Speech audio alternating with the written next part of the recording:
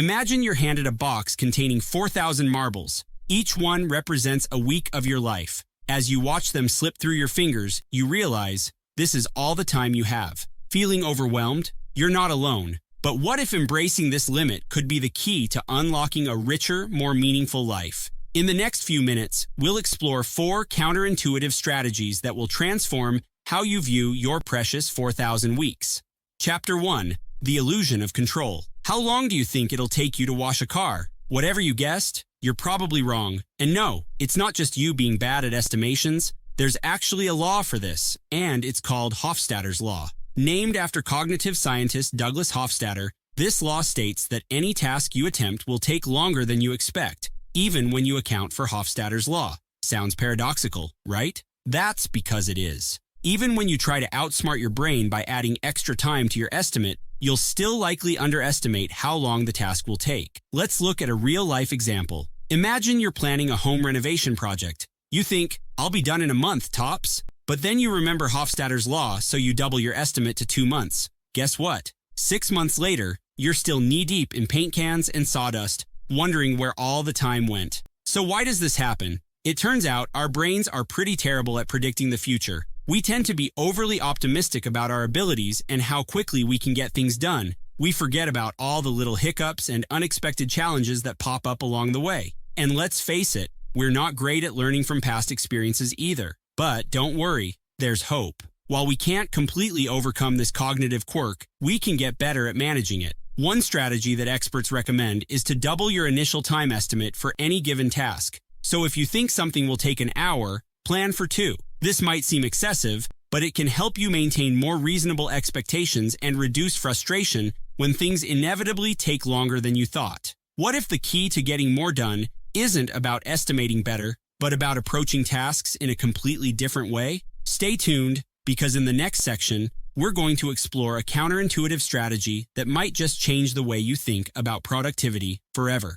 Chapter 2. The Power of Small Steps. Imagine if you could accomplish more by working in shorter bursts. Sounds too good to be true, right? Well, there's a method that's turning this idea into reality for some of the world's most prolific creators. It's called radical incrementalism, and it might just revolutionize your productivity. So what exactly is radical incrementalism? It's the idea that you can make significant progress by taking small, consistent steps rather than trying to tackle everything at once. This approach flies in the face of our society's obsession with productivity hacks and time management techniques that promise to help you do more in less time. How many times have you tried to overhaul your entire routine or take on a massive project only to feel overwhelmed and give up? That's where radical incrementalism comes in. Instead of trying to write a novel in a month, what if you committed to writing just 500 words a day? Let's look at some real-world examples. Did you know that Stephen King, one of the most prolific authors of our time,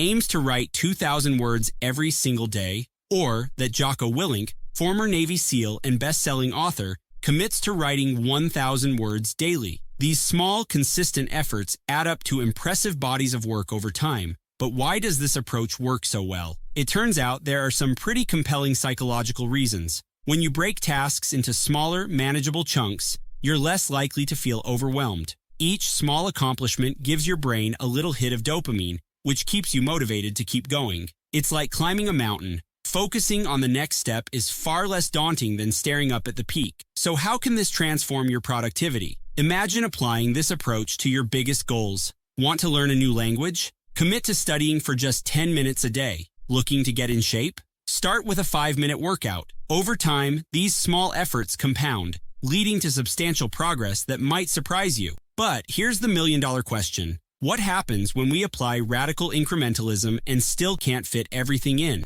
Even with better strategies, there's only so much time in a day. So how do we decide what truly deserves our attention? That's what we'll explore in our next section, where we'll tackle the myth of getting it all done and discover a more realistic approach to managing our time and tasks. Chapter 3. The Myth of Getting It All Done. Picture your to-do list. Now, imagine crossing off every single item. Feels good, right? But here's the catch. That feeling of completion is probably just a fleeting fantasy. You see, we've all bought into this myth that we should be able to conquer our entire task list. But what if this belief isn't just unrealistic? It's actually harmful. Let's face it, the idea of getting it all done is deeply ingrained in our culture. We're constantly bombarded with productivity hacks and time management tips, all promising to help us achieve inbox zero or clear our plates. But here's the truth. This mindset is setting us up for failure and frustration. How often do you feel like you're falling behind, no matter how hard you work? That constant sense of inadequacy isn't just unpleasant. It's taking a real toll on your mental health. Studies show that the pressure to complete every task can lead to chronic stress and anxiety. It's like we're running on a treadmill that keeps speeding up, never able to catch our breath. But here's the good news.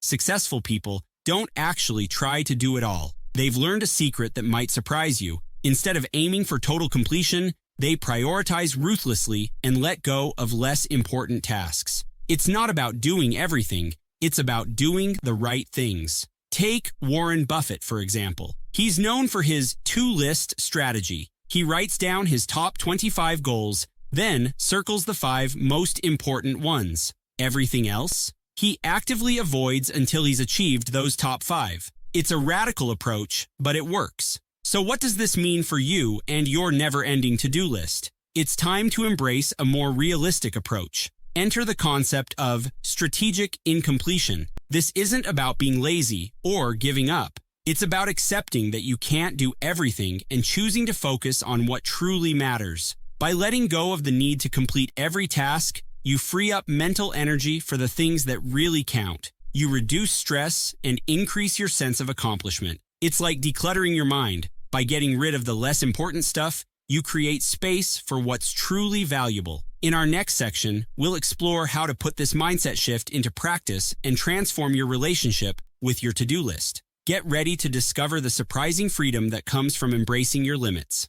Chapter 4. Embracing the never-ending to-do list. Here's a mind-bending idea. Your never-ending to-do list isn't a problem. It's actually a sign of a rich, fulfilling life. Every item on that list represents something you care about, something you want to achieve or experience. It's evidence that you're engaged with the world, that you have goals and aspirations. But society tells us we need to have it all together, to be on top of everything. We're bombarded with images of people who seem to effortlessly juggle work, family, hobbies, and a spotless home. It's enough to make anyone feel inadequate. But here's the truth. That perfect balance is a myth. Everyone, even those seemingly perfect Instagram influencers, has a never-ending to-do list. So how do we make peace with our endless tasks? The key is to understand the concept of good stress. Not all stress is bad for you. In fact, the right amount of challenge can be incredibly motivating. It's what pushes you to grow, to learn new skills, to achieve things you never thought possible. Your to-do list, with its constant stream of tasks,